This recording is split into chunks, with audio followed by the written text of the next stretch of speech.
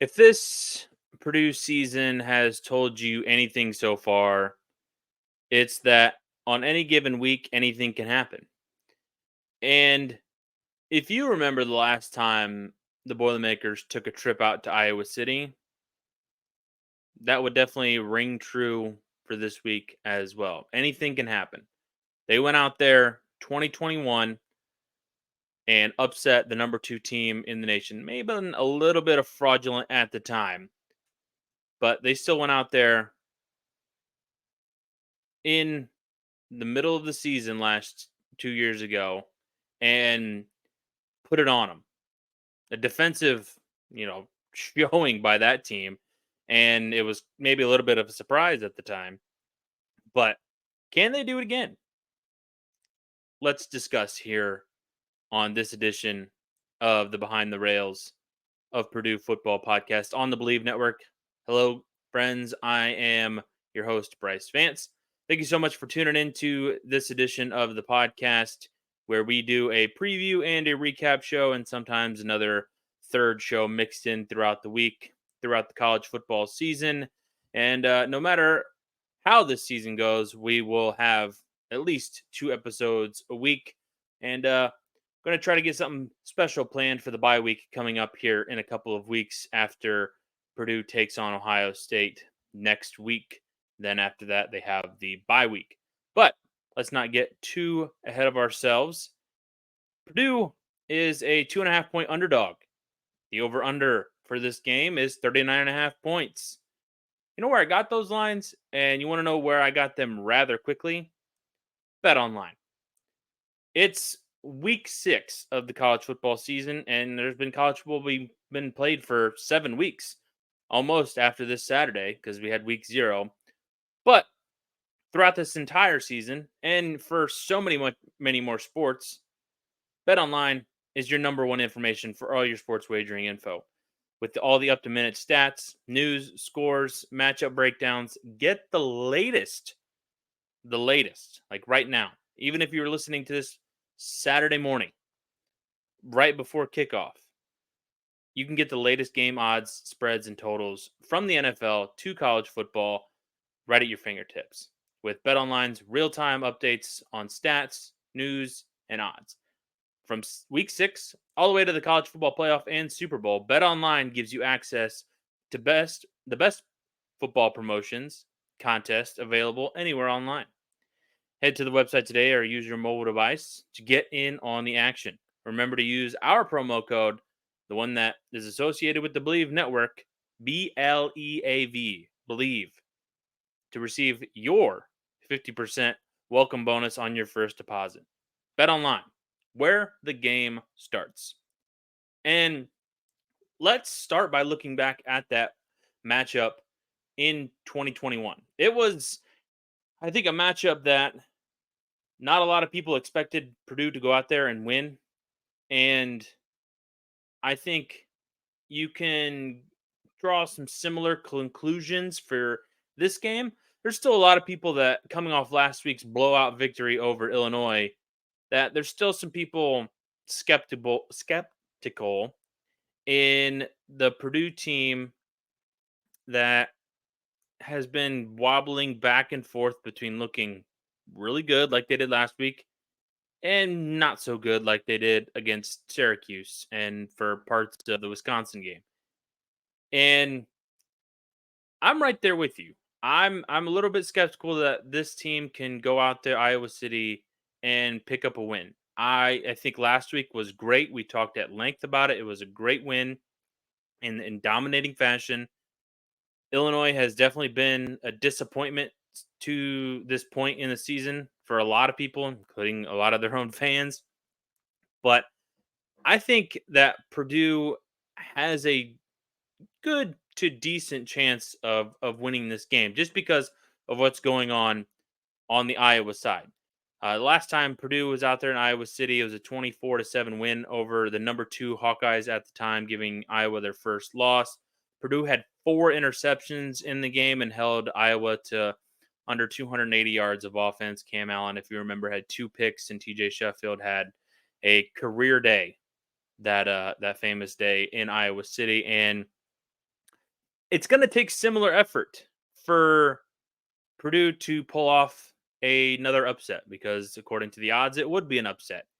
I don't think it would be a huge upset. It may be a mild upset, but I think that Purdue needs to find ways to keep improving and build off the momentum they got in last week's win. Can they do that? How do they do that? I think that it all starts with keeping Iowa's defense on the sideline because that is the best unit in this game, and or if it's keeping them on the field and wearing them down if you can. And Purdue has shown at least here for 1 week. I mean, it's not a long sample size. I was trying to think of more examples of how Purdue has established the running game, and they haven't. But if you can build off last week, where you were facing a defensive front that is, got a lot of talent on there for Illinois, and you kind of push them around a little bit.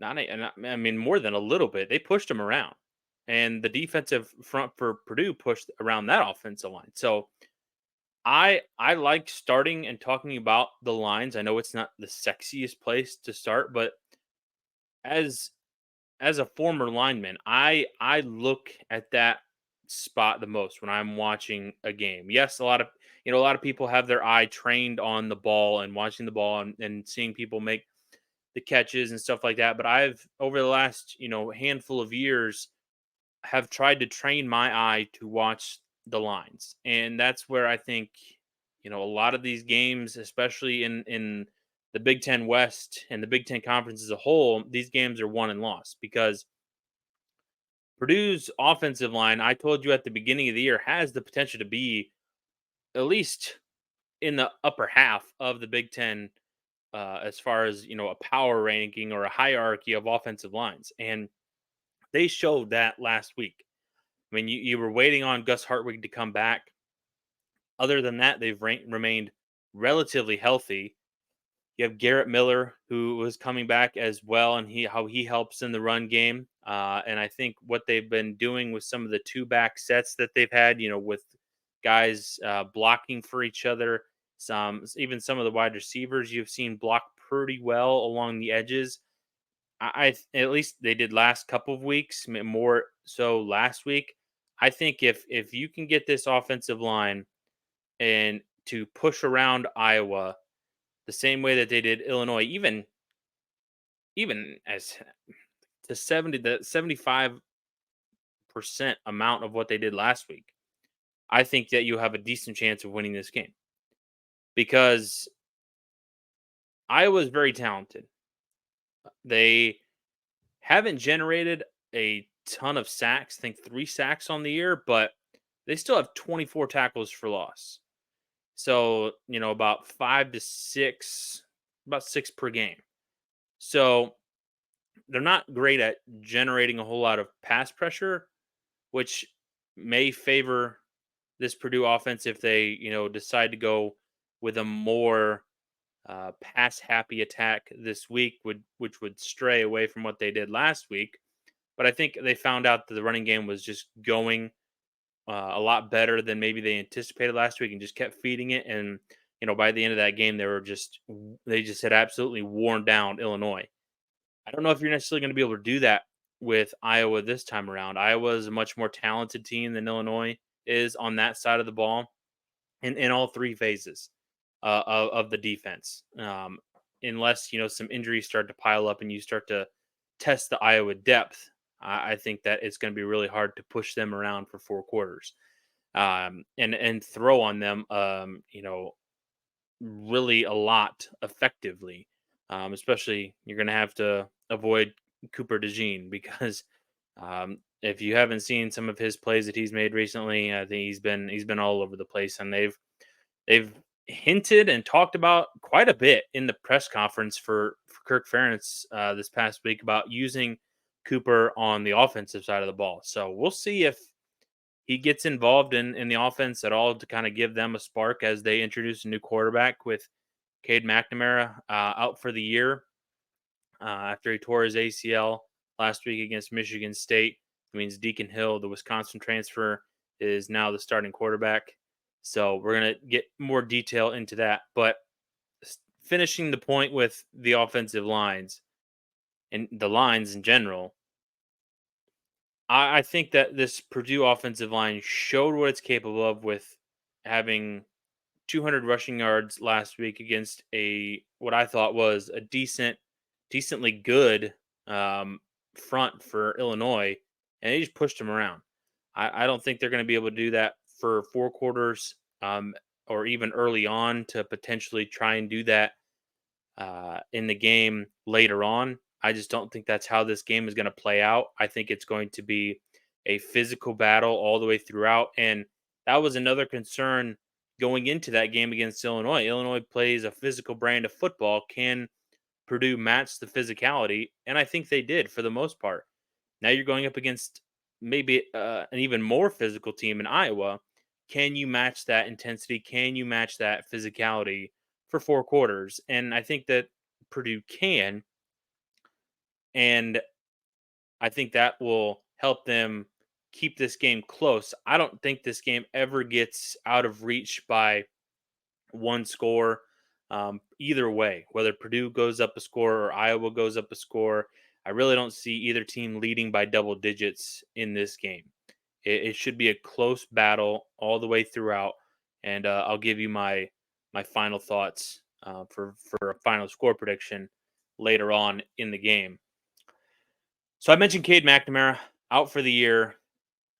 This offense led by him wasn't really that spectacular with him in there at quarterback, regardless. He was completing just over 50% of his passes. You bring in Deacon Hill, who can throw the ball a country mile. He said earlier this week when talking to the media, he could throw the ball 70 yards. This offense isn't going to ask him to do that. This offense is definitely not predicated on the deep pass, like at all. So I don't know.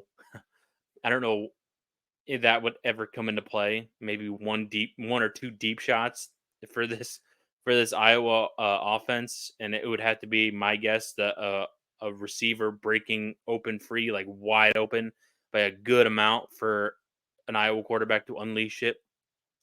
But he's 6'3", 250 plus, and his mobility, I think, will be a factor in this game. Not so much, and he's going to take off and run for 75 yards down the field, but third and short situations, 4th and 1, I think that's where it could come into play. So far this season, Hill has completed 11 of 27 for 115 yards and a touchdown and 1 interception. And we had some drops last week from Iowa receivers. I think they had 5 in the game against Michigan State. Maybe the game gets a little bit more out hand, but they only beat the Spartans by 10, 26-16. And you may think, okay, they haven't thrown the ball well, but they've been running the ball well, right? I mean, that's what Iowa does. They have big bruising backs, maybe the occasional speedster that can stretch out the defense a little bit, along with their physical tight ends and a big offensive line. I mean, that's just how they beat teams, right? No, they haven't really done a whole lot on the ground either. And they've been banged up. Caleb Johnson has been hurt. I don't think he comes back. I think they had another back that was hurt that might come back as well. Luke Lachey, who is one of their best tight end, he's out for the year after getting hurt in week 3 against Western Michigan. And that's kind of really hurt this offense with having Johnson and Lachey out. And now you have McNamara out. This offense that has brutally struggled once again under Brian Ferentz, the offensive coordinator. It's hard for me to see this team putting up more than 30 points, even against a Purdue defense that has struggled a lot this season, but showed what it's capable of last week when you have an offensive attack that is struggling on third down and struggles to throw the ball, to outside of more than just one target, one or two targets, and that struggles to get a running game going. I mean, I think Purdue's defense is more than capable of keeping this offense down around 21 to 27 points in that range. The real question is, can Purdue match that? Can they get to 27? Can they get to 20? I think that's a real question this week. I think Purdue might struggle to get there just because of how good this Iowa defense is. This Iowa defense is up there in terms of the best in the Big Ten, maybe top four, mixed in with the big three from the East. This might be the best defense in the West, and that's what's gonna keep them in this game, and what's gonna keep them in a lot of games. They also might be looking ahead to next week when they have to go to Wisconsin. You don't want to. This is a good chance for Purdue to get them. Looking ahead, possibly to what a game that could ultimately decide the Big Ten West next week in Madison. So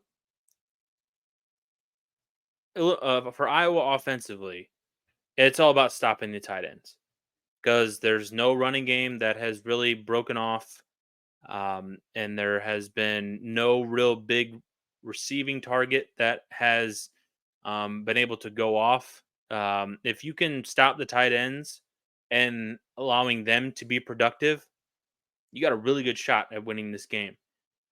I think that 50%, yeah, 50% of the receptions for Iowa have been to tight ends. The others, running backs, wide receivers, and none of the receivers, I think, are over 100 yards for the season. So I I just think this Iowa offense is really manageable to contain. Not only just with what they do in the play calling, but against other Big Ten opponents, Michigan State and Penn State, Iowa has averaged 149 yards of total offense. Not even 200 yards of offense in their last two games. That's an average.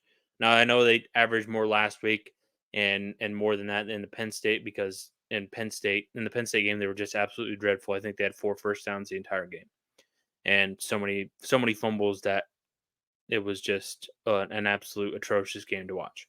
Last week wasn't much better as far as viewing the game and watching it back. It's still not a outside of a pick six, or not a pick six, a punt return for a touchdown by Cooper DeJean. That's a one score game. It's a one score game with Michigan State, who is awful, terrible this year, and and Purdue would be so kind to have them on the schedule because that was almost another game that they would ultimately win, and they would need for them to get to bowl eligibility this season. They've only and against other Big Ten opponents, again, Penn State and Michigan State. I know it's only 2 game sample size, but Power Five competition. Even against Iowa State, their other Power Five opponent. That's another game that was absolutely dreadful, and I think another non-offensive touchdown was scored in that game.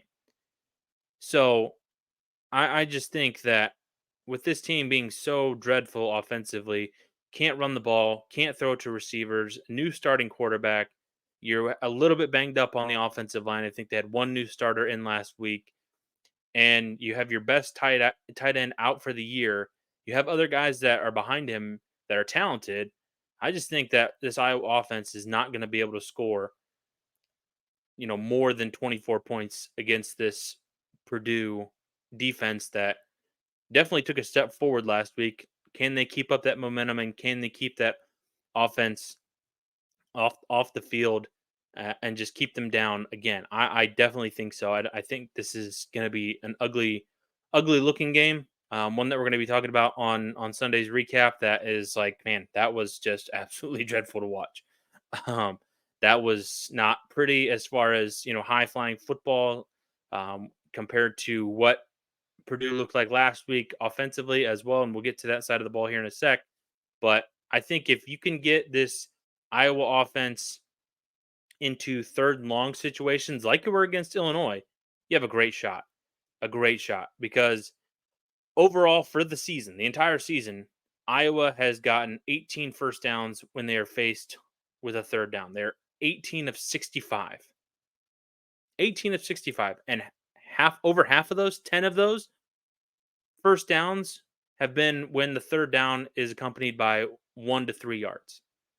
Everything else is not very good percentage wise. I think on third and 7 to 9 yards, they've converted maybe 1 or 2.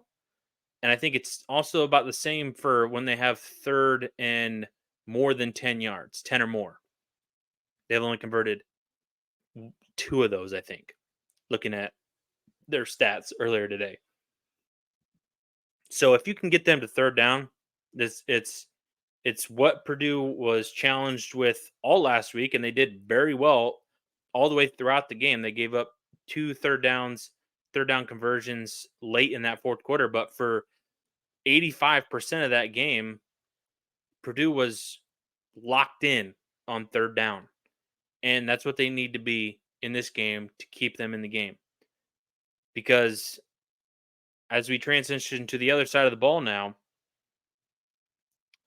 I think that this Purdue offense is going to struggle. I think Purdue showed a lot of what they are capable of offensively and how balanced they were last week. You know, Hudson Card throwing for about 200 yards and the rushing attack going for over 200 yards led by Tyrone Tracy Jr., former Hawkeye. I looked up in some of the last times on the Iowa game notes, the last time a Iowa runner had a rush of more than 75 yards was Tyrone Tracy Jr. So he still has his name in the Iowa game notes, more than just in a stat pack. So he has his name in the last time something an Iowa player did. So interesting little tidbit there. So players to watch out for on the defensive side. Obviously, I mentioned Cooper DeJean. I don't necessarily think they're going to avoid him, even though he has great anticipation, great ball skills when the ball is in the air. Obviously, he has 3 pick sixes in the last 2 years, and that's on top of last week's punt return for a touchdown. So he has 4 touchdowns as a defensive player. That's more than some Iowa offensive players have in the last 2 years. Could he play on offense this week? I think that's a valid question. I think that he might. They might see him on some jet sweeps. They might, do a couple of tosses out to him. Maybe get into some bubble screen actions. I don't think they're going to be sending him on any routes. I think they're going to be kind of just quick plays, get the ball in his hands as quickly as possible, and let him make a play with his feet. Because I know he's got great ball skills, but I don't think he's a superb route runner or is going to just be able to blow past a defensive back and just make a spectacular catch downfield. I don't think that's how they're going to try to use him. So I think with him on defense, you're not going to be avoiding him, even though he can shut down one half of the field.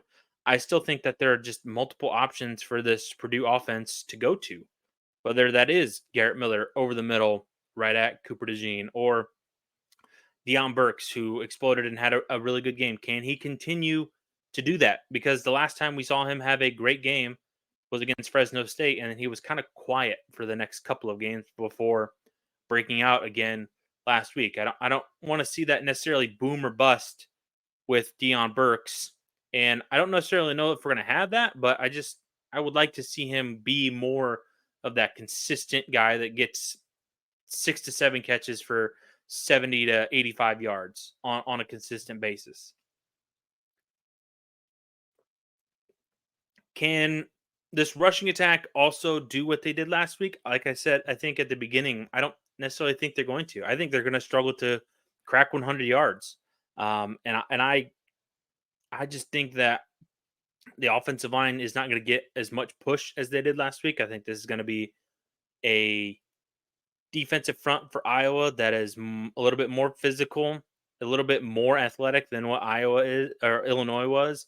And Illinois had some athletes. I just think that this is a little bit more powerful physical unit that knows how to get in the backfield and bring down a rusher. Like I said, they have 24 tackles for loss. They only have 3 sacks on the year. So this might be a game where it's going to be more on Hudson Card to try and beat this Iowa offense through the air. And I think that they're going to be capable of doing this as long as they spread the ball around and not just zone in on one target like Deion Burks. I think you have to get everybody involved in, and maybe it's getting the running backs more involved in the pass game. We haven't seen that many catches out of the backfield from guys like Devin Mockabee, Tyrone Tracy here recently, but there's definitely, I think, ways to beat this Iowa offense or Iowa defense, excuse me, and that might be one way is spreading the ball around, using all of your guys and allowing your quick guys in space.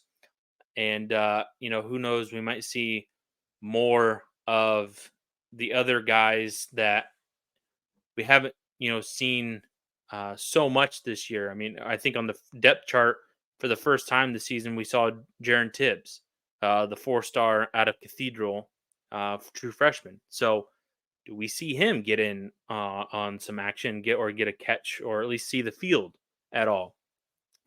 Do we see um, Dixon Veal? He came in and had a catch last week. So, do we see more of him? I think if you start to keep getting more of these guys involved, you're going to get more options for Card to work with. And especially if Iowa has struggled to get after the quarterback and fully bring them down. Yes, they have, some QB hurries and disruptions and stuff like that, and some QB pressures. But if they're struggling to bring down the quarterback, and obviously Hudson Card has the mobility to move around and avoid the sacks, I think that this could be a definitely a game plan week where you kind of heavily more favor the passing attack than you do the rushing attack. Because I think Iowa will definitely try to shut down this rushing attack because that's how Illinois kind of got worn down throughout the game last week, and then Purdue was just able to do whatever they wanted and had Illinois on their heels the entire time. I don't necessarily think that's going to happen this week. I think this is going to be a defense that's going to be physical the entire game. I don't necessarily think they're going to bring down Hudson Card a lot of the time, but I think they're going to get in his face and pressure him quite a bit. And maybe that causes some turnovers. You got to win the turnover battle. That goes without saying because when you're on the road and a crowd can be louder than maybe what you would expect, and kind of get into the heads of your players, and maybe they start to force things. This is a definitely situation where you want to come in, start off hot, get maybe up a score, and kind of keep this crowd quiet for the majority of the game. Don't give them any reason to get into the game, and allow the players from Iowa to feed off of it. Because I think that this can be a opportunity for Purdue to continue to move the ball, but they have to finish drives. Um, Illinois' defense has been very good once teams get in the red zone. Iowa has allowed 6 touchdowns in the red zone out of 14 trips. So less than half the time opposing teams get into the red zone, Iowa is allowing a touchdown. And they've all been passing touchdowns, the 6 touchdowns. So they have to finish drives if they can get into the red zone. They have to. They can't settle for field goals. They have to put points up on the board.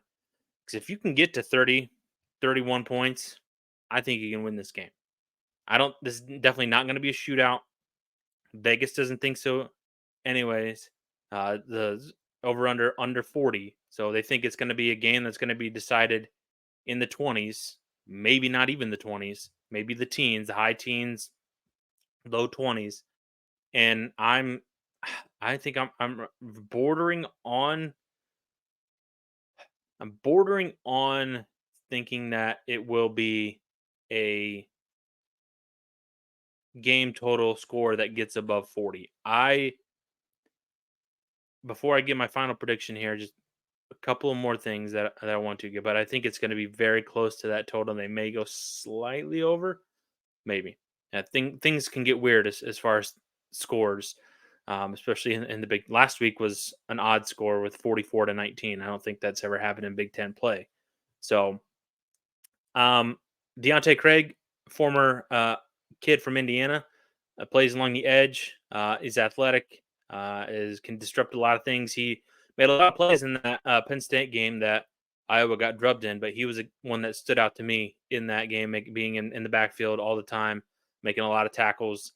Nick Jackson, Jay Higgins, those are their two linebackers that have a lot of tackles. So expect to hear their names a lot on the broadcast on Peacock on Saturday at 3:30.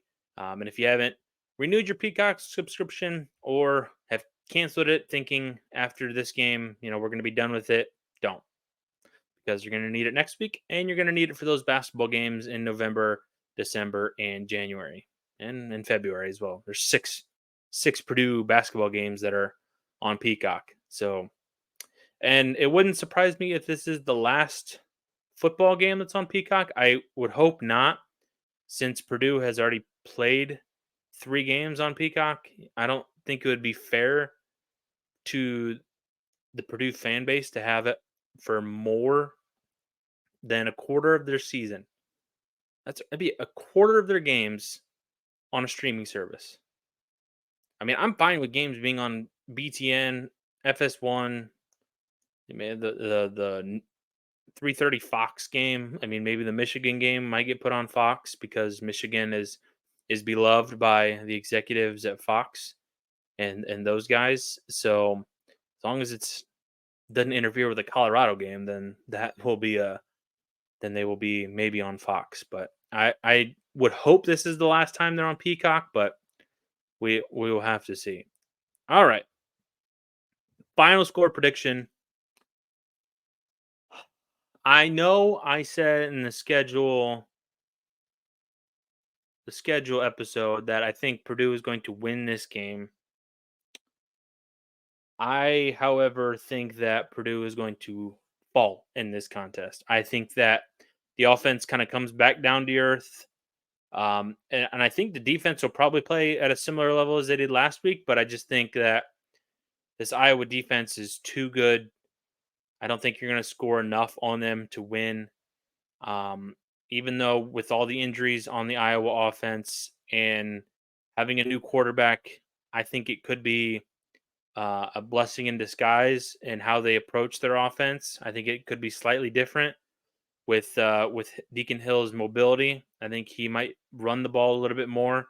And as we've seen, Purdue is susceptible to running quarterbacks. So I just think that they're going to be able to do just enough. And I think comes down to the field position battle, which Iowa is one of the best teams in the country as far as special teams and how they win the field position battle. And Purdue is one of the worst teams, to be honest with you, if you look at some of those numbers. So I think it's just going to be all in those hidden yards kind of things that Iowa is going to win, and Purdue's going to have to sustain long drives um, against this defense, and I just don't know if they're going to be able to do that consistently against a better unit than what they faced last week. So I have Iowa winning this game 23 to 13. I don't think it goes over. I think Purdue's offense struggles in this game. I hope I'm wrong and they come out and finish drives, but I just think it's going to be a tough day on the road. I don't think it's going to be a repeat of what happened 2 years ago. It's definitely going to be a task, I think, this time around, with a different staff, a different unit offensively, different quarterback, and a defense that hopefully keeps on improving. But I think they give up just a little bit too much this week. So hope I'm wrong. Hopefully, we are talking about a win on Sunday's uh, recap pod and not a loss. But the way I see it going into this matchup, I think it's going to be tough for Purdue to pull out a victory here this week. So make sure you subscribe to the channel, um, whether that is the podcast feed, the YouTube channel. You can follow me on social media as well: Twitter, Instagram, TikTok, Facebook. You can follow me all there to find more clips of the show, not just the full length episode here. So until Sunday, this has been another edition of the Behind the Rails of Purdue football on the Believe Network, presented by Bet Online. I've been your host, Brice Vance. I will see you guys Sunday morning.